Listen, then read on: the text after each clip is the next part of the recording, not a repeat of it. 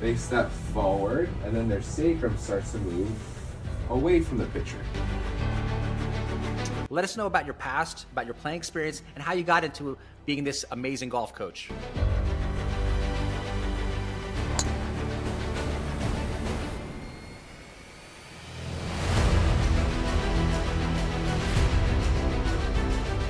Folks, we're back with another rocket episode of Big Boy Pants Golf.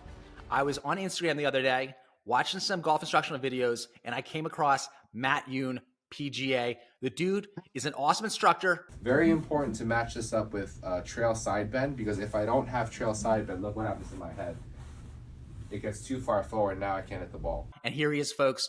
Matt, thank you for being on this episode of Big Boy Pants Golf, YouTube's hottest golf channel. Pants, appreciate you having me on. Pretty excited. I haven't done any of these, but this is pretty cool. There's no time like the now. We're getting into it. The video I saw was you basically showing that the baseball motion, the upper body on the forward swing actually gets ahead of the lower body, which is kind of opposite of what we typically learn about the golf swing, where it's like thrust your legs forward, get to your left side. I wanted you to break down your whole concept of the slingshot golf swing.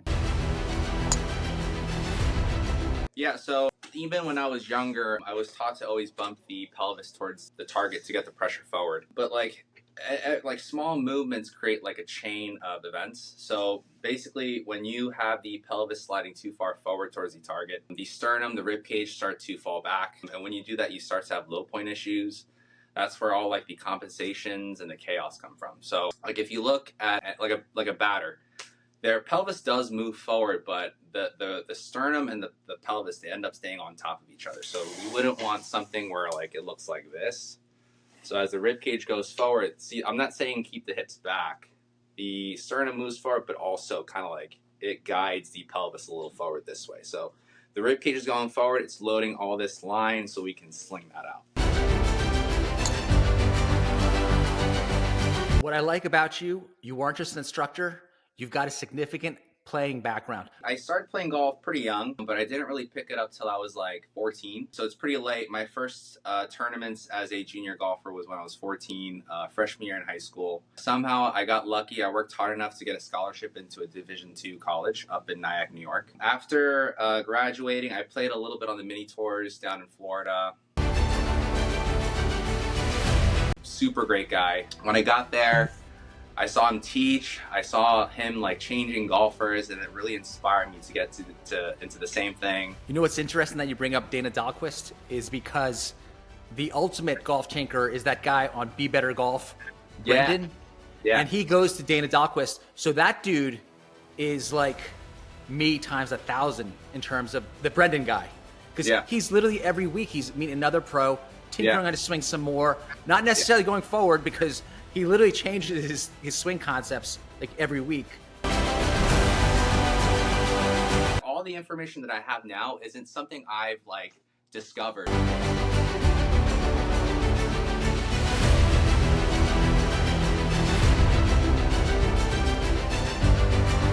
Right? It's like talking to all these great pros, Dana, John Eisman, JT Thomas. I've seen George Gankus. It's like all the information that I've gotten with all the experimentation, with all this like trial and error, I've kind of found my own like rendition on how to move or make the club move. Once you throw in Gankus, to me, he's the new modern old school swing where more you're turning the barrel versus, you know, get up on your left side and roll your forearms type guy. Mm-hmm. He's the pretty much the guy right now, would you say? He's influenced a lot of people to not just focus on like in-person stuff, but he was one of the bigger like influences in my like social media presence and teaching. Yes. So let's build up your slingshot swing in terms of the base. I know you have a towel drill where you put a towel down and that creates the right pressure points. When it comes to creating a slingshot motion, we have to build some sort of a tension first. We have something, it's connective tissue in our body that surrounds and holds like the muscles, the bones, the organs together. We call it fascia. The cool thing is that it's directly connected to our central nervous system. So like you don't really have to teach a kid how to throw a ball. Once they kind of like load this out, they kind of naturally know how to like step and just go, because we've been doing it for thousands of years.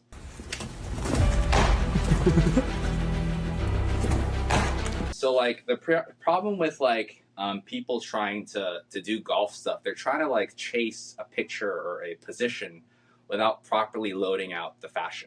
So once you start to like load fascia properly and learn how to like create tension into it, the golf swing actually kind of becomes very intuitive. So now going back to the towel drill, when I do a lot of my lessons, most people aren't flexible enough, so they do need a little bit or kind of a lot of pelvis turn.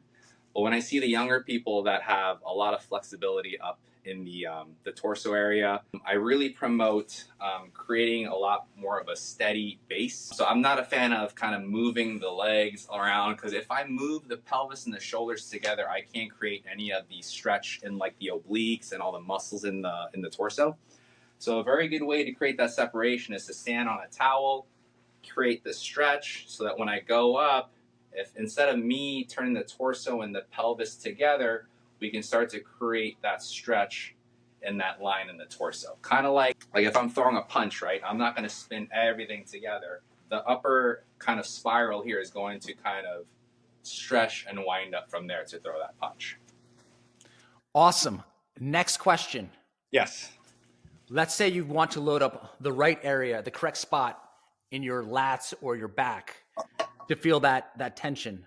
How do you go about doing that? So there's this thing called ribcage drop.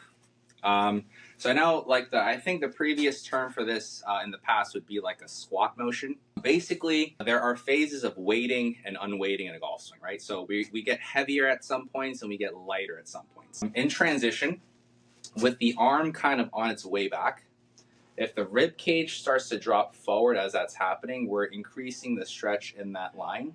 But at the same time, we're getting heavier into our lead side, okay? So from here, as we unweight out of that lead side, we start to push. That's what shoots all of that energy out. So the rib cage drop is what creates the squat look, and also the flexion, the lowering of the head, but it also helps control the low point. It has so many positives in the golf swing. I've also noticed on another one of your Instagram posts how you're using the wall and you're dragging your arms across it, but your body's leading it, so your arms are kind of hanging back, creating more of that separation. Yeah. So the best way I can explain a really good golf swing is if you were standing in a pool of water. If I would want to swing my lead arm as fast as I could, I wouldn't be able to stand there and just do this because the water is just too resistant or too strong. What I would do underwater would be I would lean into it with my rib cage and then use the leg to get that arm through the water. That's the best explanation I can give on a golf swing. So like when you go up against the wall, it's teaching you to create these stretches in that torso, right? If we move connected where the hands stay in front of our center line, there's no stretch or no separation. So when I put the hands against the wall and I get the rib cage to drop forward and around, I'm loading this front side, I'm loading this trail side for that sling across the body.